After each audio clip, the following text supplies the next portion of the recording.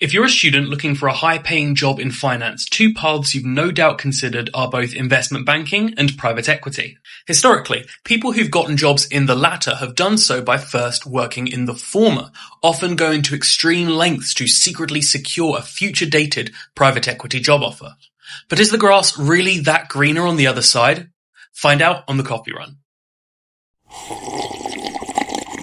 This week's top story from the FT is that private equity firms have completed a delayed recruiting drive from investment banks 6 months after it has historically done so. To understand how the landscape of private equity recruiting has been changing, we need to first look at what banks and PE funds do and how they recruit. The investment banking division of banks predominantly helps other companies raise money or helps them to buy or sell parts of their business. Private equity firms invest in private companies, which means they're often either the company investing funds into a company or buying out a business. They both operate in and around the same space and so have a similar profile of candidate that they want to hire, which is at university level finance and economics students from elite level schools in the majority of cases. Private equity firms do some of this recruitment themselves. They do have internship and graduate programs, but these are often small and highly selective. PE firm Blackstone, for example, accepts roughly 0.3% of applicants to its internships and brought in only 170 of them last year. Banks usually have higher acceptance rates, and the top firms like Goldman Sachs and JPMorgan hire thousands of interns, not hundreds. Because banks' programs are larger, they tend to pick up many elite candidates that would have also thrived in private equity. PE funds, aware of this, have a second recruitment drive, pursuing full-time analysts in banks as soon as they possibly can. This had begun to happen crazily early, 20 months before private equity firms wanted the bankers to join, shortly after the junior bankers left university and before they'd even begun working for the banks. By the time they actually move to PE, they'll have already completed all of their training, making them a great addition for the PE funds and a great loss for the banks. Needless to say, banks didn't like this. It meant they were hiring junior bankers who already had offers to join private equity firms in nearly 2 years' time. Last year, therefore, the banks took a stand, chief among them JPMorgan and Goldman Sachs. In offer letters sent to JPMorgan's 2025 analyst class, the bank said that analysts were obligated to disclose any future-dated offers, and that if you accepted one in your first 18 months of employment, you'd be fired. Goldman Sachs, meanwhile, has its bankers swear a consistent oath of fealty. They're asked to confirm on a regular basis that they haven't taken a future-dated private equity offer.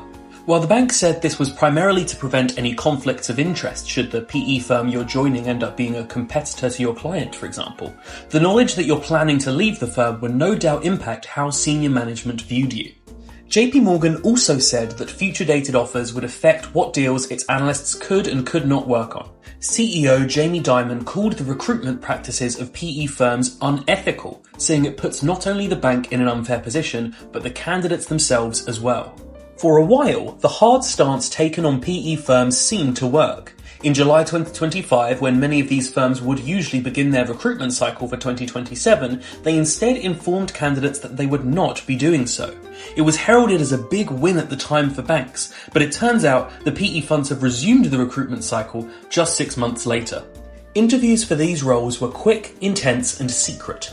One candidate said they'd been notified of their interview on a Sunday, had their interview the next day at 7:30 a.m, and had accepted a 20-month future-dated offer by 9 p.m. that night.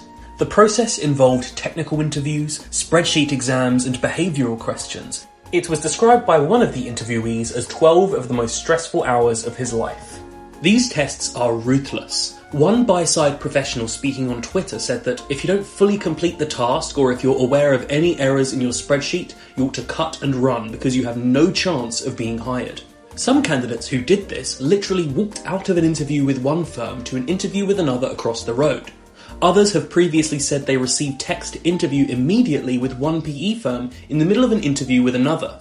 With how intense the interview process is, it makes you wonder just how much better working in private equity has to be to warrant all that effort. For one, the hours are much lower. According to our 2025 compensation report, private equity professionals worked an average of less than 50 hours per week in 2024, while M&A bankers worked closer to 70 hours. At the extreme end, bankers are known to work upwards of 100-hour weeks, so much so that there have been a number of deaths in banks in recent years linked by the public to high workloads and long hours. The work-life balance is evidently good enough for people to work there for lower pay. Our report showed that MD-level private equity professionals earned $593,000 on average in 2024, while investment banking MDs earned an average of $820,000. Despite this, the real money for the most senior people is made in private equity. One of the biggest benefits of working in PE is carried interest. Private equity firms have investors, or LPs, and it spends most of the money made from selling a company paying off those investors. If it sells a company at a certain level of profit, aka the hurdle rate, it's allowed to skim a portion off the top for itself, and use that money to pay the most senior people working on the deal carried interest. That rate is usually 7 or 8%. For the largest PE firms that have billions of dollars in assets under management, they're theoretically allocating hundreds of millions in carried interest to their staff, and the payments can reach tens of millions of dollars individually for the most senior people on the most senior deals. It's more than some people in banking would earn in a lifetime. But is working in PE as rosy as it appears? Not as much as it used to be, at least, thanks to the sector going through a notable rough patch. Consultancy Bain & Co said in its 2025 private equity report that the total value of private equity deals in 2025 was down 40% from its peak in 2021. That means a lot less carried interest and potentially longer hours as firms compete harder for fewer top deals. Jim Zelter, president of Apollo, told Bloomberg yesterday that deals are harder to push through for a number of reasons, including geopolitics, concerns over returns of invested capital, and the ever-present effect of AI. This kind of environment can be especially tough on those doing the grunt work.